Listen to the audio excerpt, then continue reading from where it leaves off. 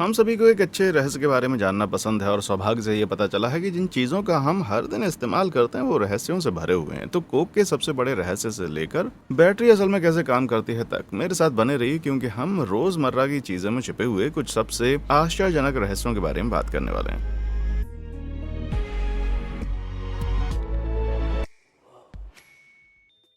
Cola can do. अगर आप सोचते हैं कि कोला का सबसे बड़ा रहस्य इसकी मायावी रेसिपी है, लेकिन ज़रा सोचिए, देखिए कि आपकी नाक के नीचे और क्या छिपा रहे हैं ये।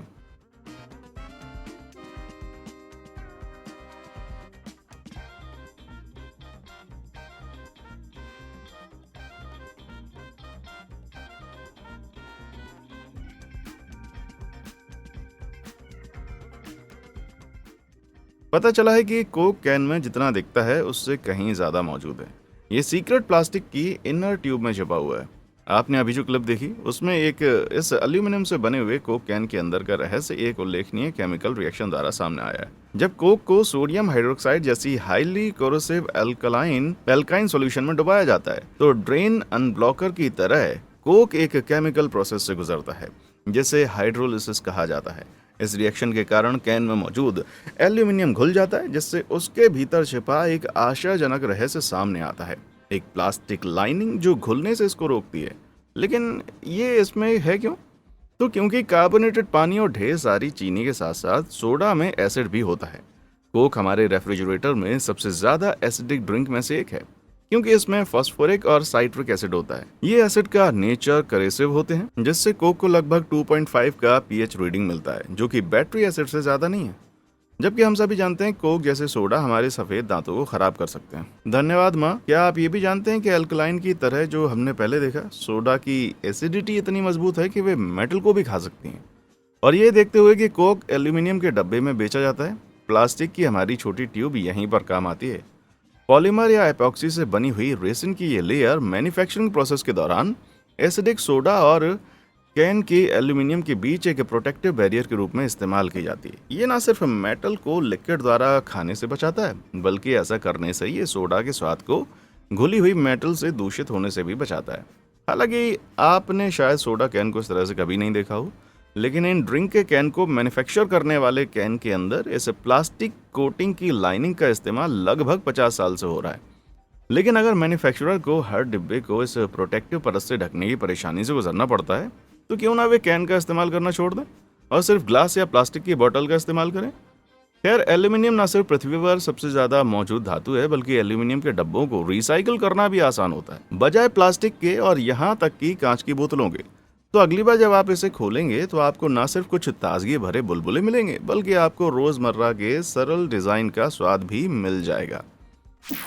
सच के साथ ब्रश करें। ये याद दिलाने के लिए कि कोक का एक कैन हमारे मोती जैसे दांतों के साथ क्या कर सकता है, मैं कहूँगा कि ये एक अच्छे पुराने ब्रश का समय है, जबकि हम हर दिन में कम से कम 2 बार अपने टूथब्रश के साथ पर्सनल हो जाते हैं।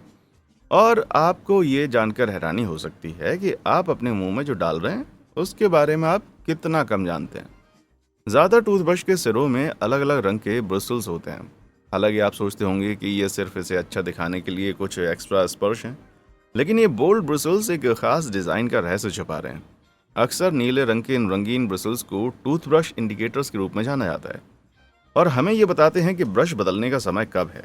ज़्यादातर अमेरिकी अपना टूथब्रश साल में सिर्फ 2 बार बदलते हैं, लेकिन अमेरिकन डेंटल एसोसिएशन के अनुसार हमें अच्छे ओरल स्वास्थ्य के लिए साल में कम से कम 4 बार ब्रश बदलना चाहिए।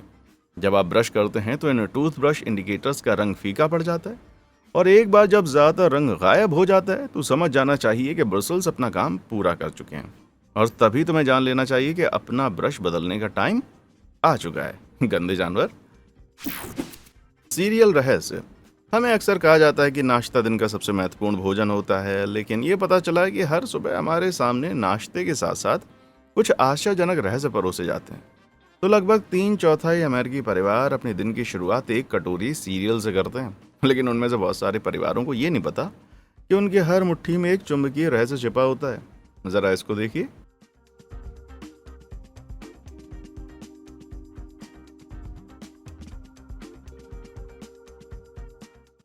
अगर आपको लगता है कि छोटे सीरियल के डिब्बे कटोरे के रूप में काम करते हैं या कॉफ़ी के पॉट का असल में आधा खाली होना नाश्ते का सबसे अच्छा रहस्य है, तो ये जानकर कि सीरियल असल में मैग्नेटिक है, शायद आपके दिमाग को भी उतना ही झटका लगेगा जितना कि मेरे दिमाग को लगा था। कई सारे सीरियल तरह तरह के विटामिन और मिनरल से भरे होते हैं ताकि उन्हें खाने पर हमारी डेली न्यूट्रिशनल ज़रूरतें पूरी हो सकें। और इस रोज़मर्रा के अनाज में पाया जाने वाला सबसे ज़्यादा तत्व आयरन होता है। बीफ और पालक जैसे दूसरे खाने की चीज़ों में नेचुरली पाए जाने वाले आयरन के विपरीत सीरियल में आयरन को प्रोडक्शन के दौरान एक पाउडर के रूप में डाला जाता है जो आयरन के चूरे जैसा दिखता है। आयरन फेरोमैग्नेटिक है जो अस्तित्व में मैग्नेटिज्म का सबसे मजबूत टाइप है, इसलिए इसकी थोड़ी सी मात्रा भी चुंबक द्वारा अट्रैक्ट की जा सकती है। सीरियल का ये चूर्ण मूव कर रहा है क्योंकि इसके अंदर का आयरन चुंबक को फॉलो कर रहा है। लेकिन इससे पहले कि आप उस सीरियल को हमेशा के लिए इस डर से फेंक दें कि मेटल के टुकड़े कहीं आपके दांत ना तोड़ दें, तो बता दूं, चीज़ें उतनी ख़राब नहीं होती जितनी वो दिखाई दे सकती हैं। भले ही सीरियल की क्वांटिटी में रिकमेंडेड डेली आयरन की पूरी खुराक भी हो, जो पुरुषों के लिए 8 मिलीग्राम और महिलाओं के लिए 18 मिलीग्राम है। दोनों का वजन चावल के एक दाने से भी कम है भाई। तो आपके सुबह के खाने को चबाने में आपके दांतों को कोई खतरा नहीं है, कम से कम आयरन से। पर चीनी किसी और समय की एक और कहानी है। लेकिन कौन जानता था कि नाश्ता करना इतना मेटल हो सकता है। बैटरी सेप्शन। भाई मैं आपके बारे में तो नहीं जानता, लेकिन मुझे बचपन में लगता था कि जिन बैटरीज का इस्तेमाल हम हर दिन करते हैं वे लिक्विड एनर्जी से भरी होती हैं जो हमारी डिवाइस को चलाती हैं। हालांकि घरेलू चीज़ों में इस्तेमाल की जाने वाली ज़्यादातर बैटरियाँ असल में ड्राई सेल बैटरियाँ होती हैं, उनमें लिक्विड नहीं होता। इसके बजाय वे इलेक्ट्रोकेमिकल सेल से बनी होती हैं जो स्टोरेड केमिकल एनर्जी को इलेक्ट्रिकल एनर्जी में बदल देते हैं। आमतौर पर इन सेल्स की क्षमता सिर्फ 1.5 वोल्ट बिजली को प्रोड्यूस करने की होती है, लेकिन एक साथ जोड़ने पर ये बहुत कुछ हासिल कर सकते हैं। उदाहरण के लिए 12 वोल्ट A2 बैटरी में अक्सर बड़ी बैटरी रैपिंग के अंदर 8 1.5 वोल्ट सेल छिपे होते हैं। और बैटरी सेप्शन यहीं पर नहीं रुकता है, कुछ इससे भी ज़्यादा बड़ी बैटरियां होती हैं, जैसे कि ये एक्स्ट्रा लॉन्ग लाइफ वाली 6 वोल्ट बैटरी अपने अंदर के सेल्स दूसरी बैटरीज के भीतर छिपा देती है। और एक और बदकिस्मत जगह है जहां आपको बैटरीज के उदाहरण मिलेंगे, वो है टेस्ला कार की बैटरी, जो लगभग 375 वोल्ट की पावर की होती है, जो सैकड़ों इंडिविजुअल सेल से प्रोड्यूस होता है। जबकि एंड्रॉयड इलेक्ट्रिक शायद भीड़ का सपना देख रहे हैं, लेकिन बैटरी निर्माता ये सपना देखते हैं कि वे बड़ी बैटरी के अंदर कितनी अलग अलग बैटरियां फिट कर सकते हैं। प्लेसिबो के लिए पुश करें। कल्पना कीजिए आप एक क्रॉसवॉक तक चलकर जाते हैं, एक बटन दबाते हैं और अनंत काल तक इंतजार करते हैं कि वे चलने वाले छोटे आदमी का साइन आपको दिख जाए। आप सड़क पार करते हैं और एक पल के लिए आप आश्चर्यचकित हो जाते हैं कि क्या उस बटन ने असल में कुछ किया। खैर, आप अकेले नहीं हैं और असल में दुनिया उन बटनों से भरी पड़ी है जो पूरी तरह से आपसे झूठ बोल रहे हैं। न्यूयॉर्क शहर में 1000 क्रॉसवॉक बटनों में से उदाहरण के लिए यह अनुमान लगाया गया कि उनमें से सिर्फ और सिर्फ 100 ही असल में ट्रैफिक को रोकने के लिए कुछ फंक्शन करते हैं और बचे हुए 900 उनके उदाहरण हैं जिन्हें प्लेसेबो बटन कहा जाता है। ये ऐसा बटन होता है जिसे दबाया जा सकता है लेकिन उसका कोई प्रभाव नहीं पड़ता। लेकिन इसका मतलब क्या है? 1964 में आविष्कार किए गए क्रॉसवॉक बटन पहली बार तब पेश किए गए थे जब शहर का ट्रैफिक आज के ग्रिड लॉक की तुलना में बहुत ही हल्का था। उस समय ट्रैफिक लाइट तब तक हरी रहती थी जब तक कोई पैदल यात्री बटन नहीं दबाता था।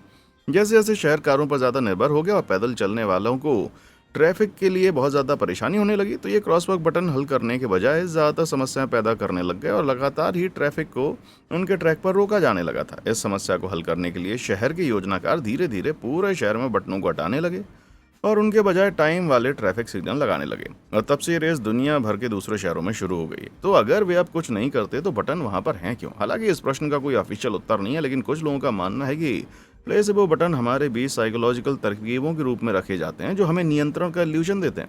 लेकिन इसके बावजूद ये बहुत ही निराशाजनक है, खासकर कम बिजी जंक्शनों पर विचार करते हुए। खासकर छोटे शहरों में ये अभी भी उम्मीद के मुताबिक काम करता है, जिससे ये बताना काफ़ी मुश्किल हो जाता है कि कब आपको एक बेकार बटन धोखा दे रहे हैं। और क्रॉसवॉक पर पाए जाने वाले बटनों की तरह ही पुश टू क्लोज एलिवेटर बटनों पर भी ये संदेह है कि वो भी प्लेसेबो बटनों की तरह काम करते हैं। पता चला कि ज़्यादातर लिफ्ट्स में पुश टू क्लोज दरवाजे के बटन दशकों से काम नहीं कर रहे।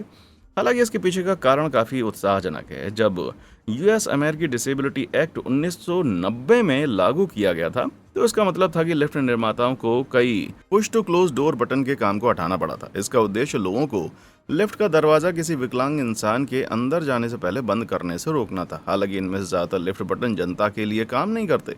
लेकिन कई इमारतों में चाबियां या कोड होते हैं जो आपातकालीन स्थिति में बटनों को चालू कर सकते हैं, जबकि प्लेसबो बटन बेकार होने के लिए डिज़ाइन किए गए हैं। लेकिन मैं 3 बटनों के बारे में सोच सकता हूं जो बिल्कुल विपरीत हैं, जिन्हें आपको अभी दबा देना चाहिए। आप रोज़मर्रा के रहस्यों के बारे में लेटेस्ट वीडियो का आनंद लेना चाहते हैं तो क्यों ना आगे बढ़ जाएं और लाइक और सब्सक्राइब और घंटी वाले बटन को दबा दें, जिससे आपके लिफ्ट के बटन एक्टिवेट हो जाएंगे और आप तथ्यों और कहानियों की ऐसी दुनिया पहुंच जाएंगे जो आपको आश्चर्यचकित कर देगी।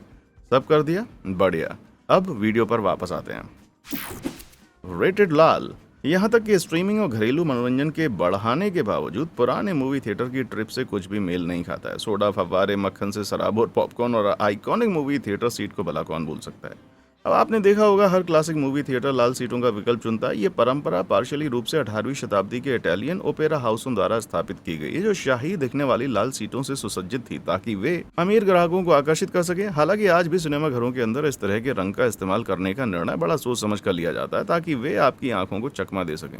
हमारी आंखों में 2 अलग अलग प्रकार के सेल्स होते हैं जो हमें लाइट और रंग को देखने में मदद करते हैं। ये रॉड्स प्रकाश, आकार और गति में परिवर्तन के प्रति सबसे ज़्यादा सेंसिटिव होती हैं, लेकिन कलर विजन के लिए अच्छी नहीं होती।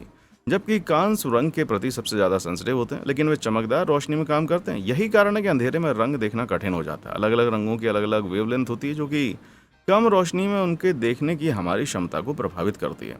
रंग की वेवलेंथ जितनी कम होगी, हमारे कॉन्स के लिए डार्क कंडीशंस में उनका पता लगाना उतना ही आसान होगा।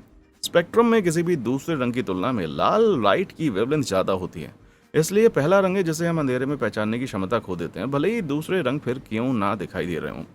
इसे पार्किंजे प्रभाव भी कहा जाता है, जो फिल्म की शुरुआती रोशनी कम होने पर बुरा प्रभाव डालता है। जैसे ही लाल सीटें, दीवार और पर्दे अंधेरे में धुंधले होते हैं ना, हमारी आंखें अपना पूरा ध्यान स्क्रीन पर केंद्रित कर पाती हैं।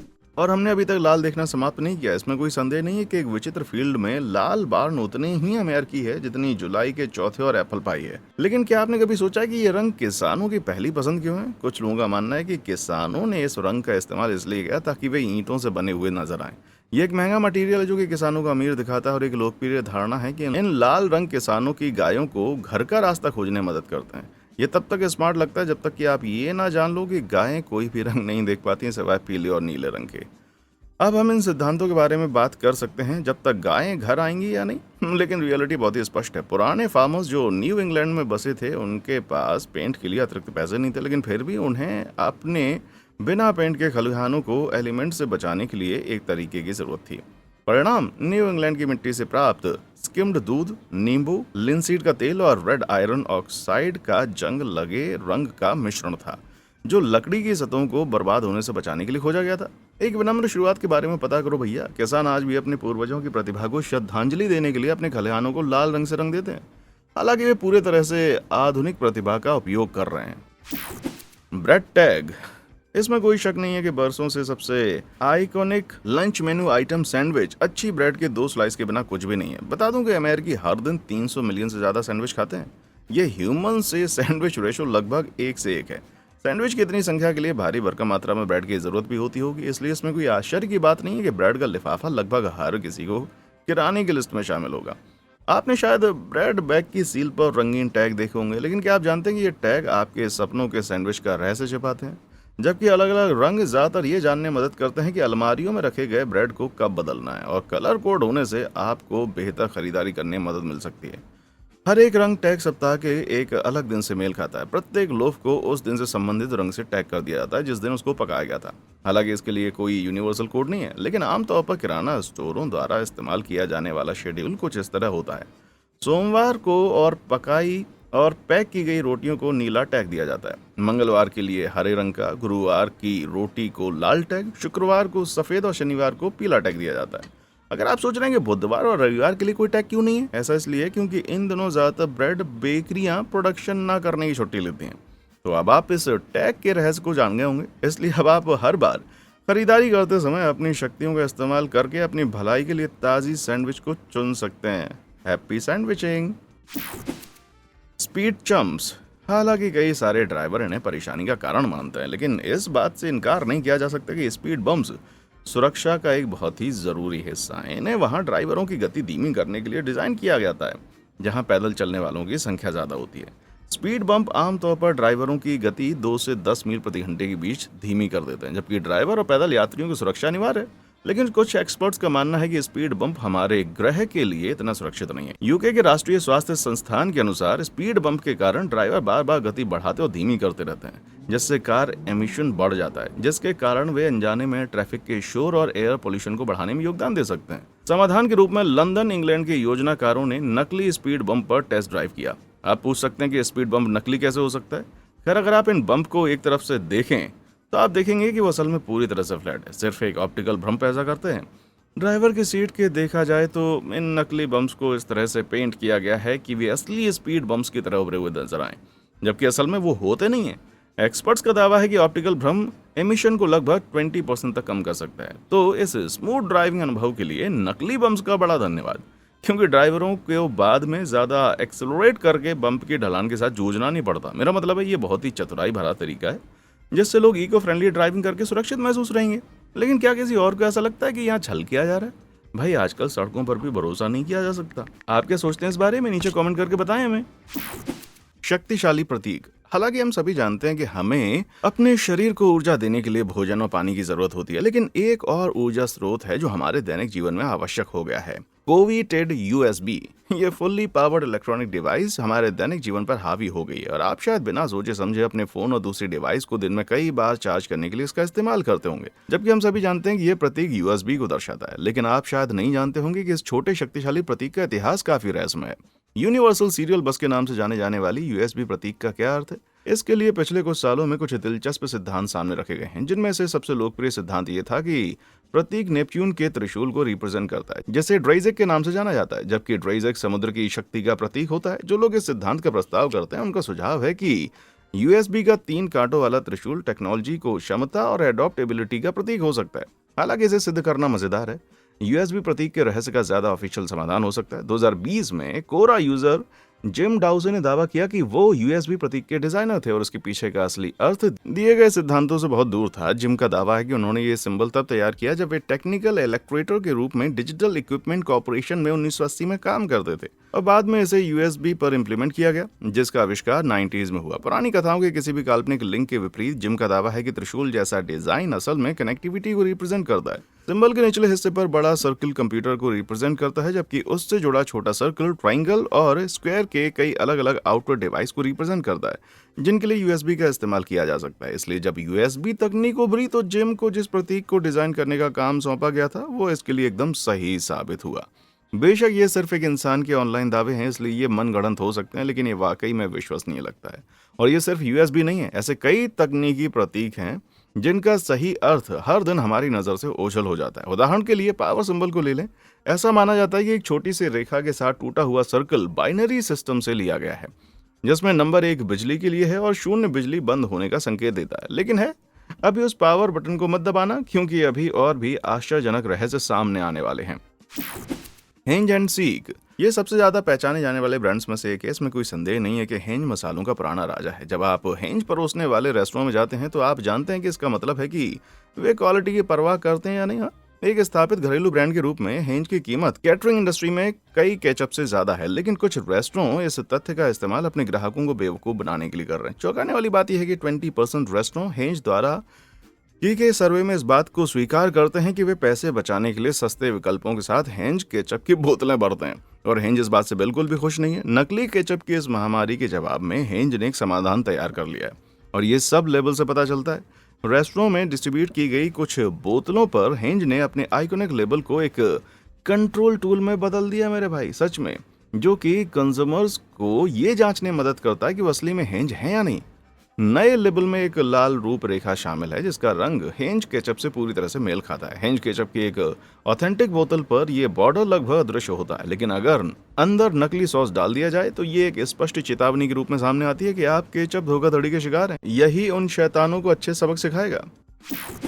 सूटकेस का कमाल। हालांकि ये कोई बड़ी बात नहीं है कि एक सूटकेस में जिपर की जरूरत होती है, और आपने देखा होगा कि ज्यादा सूटकेस के जिपर पर सिर्फ एक नहीं बल्कि 2 छोटे फुल टैब होते हैं। बता दूं कि उन छोटे स्लाइडर्स को इंडस्ट्री में कार कहा जाता है। तो यहाँ एक मुफ्त का गर्म भाप देने वाला तथ्य गेट के ठीक बाहर खड़ा है। अब हम सभी उस चिंता से परिचित हैं जो यात्रा करते समय एक ओवरलोडेड सूटकेस में पैदा होती है।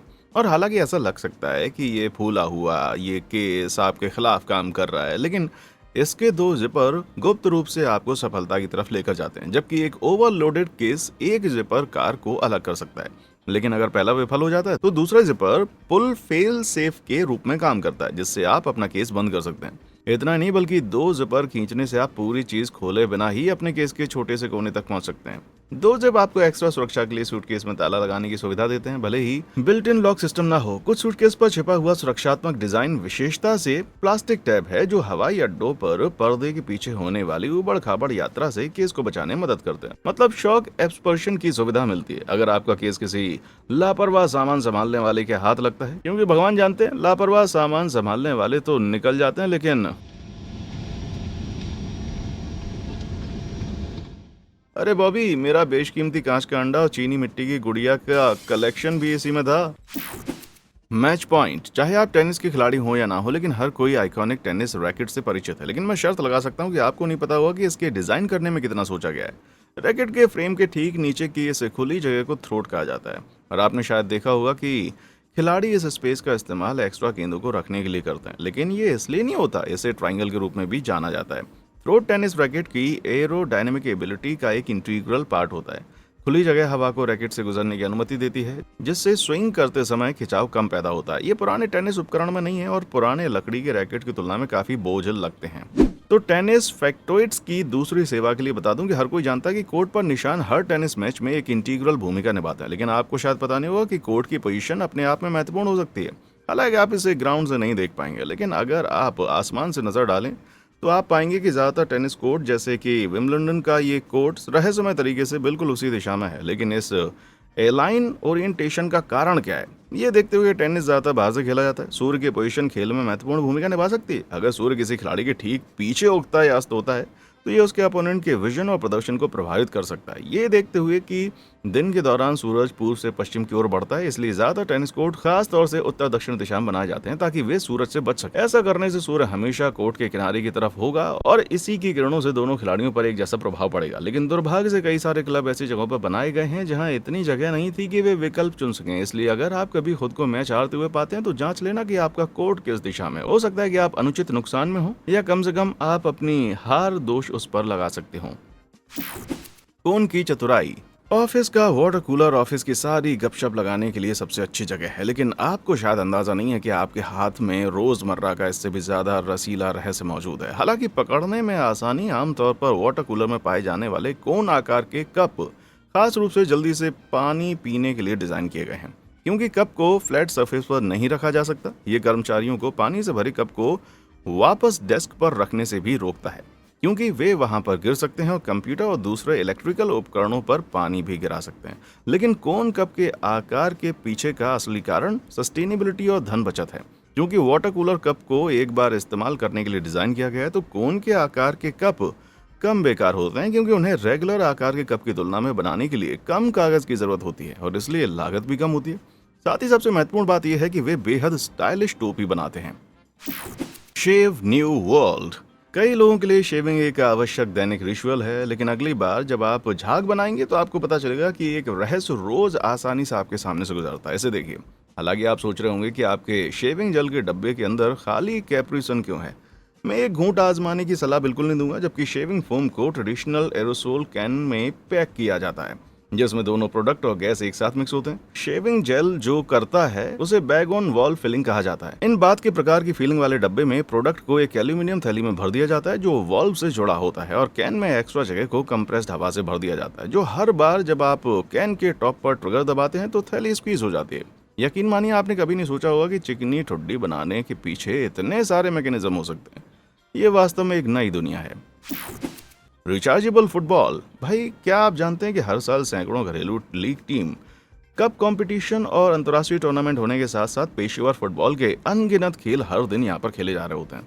तो अगर आप भी दुनिया भर में 3.5 बिलियन फुटी प्रशंसकों में से एक हैं, तो संभव है कि आप भी देखे गए खेलों की संख्या की गिनती भूल गए होंगे। लेकिन इसे सुनने के बाद आप इसे दोबारा उस तरह से कभी भी नहीं देखने वाले। टेक्नोलॉजी की शक्ति की बदौलत रेफरी की भूमिका पहले से कहीं ज्यादा सटीक हो गई है। लेकिन वीडियो का इंट्रोडक्शन असिस्टेंट रेफरी सिस्टम 2012 में ऐसा नहीं था।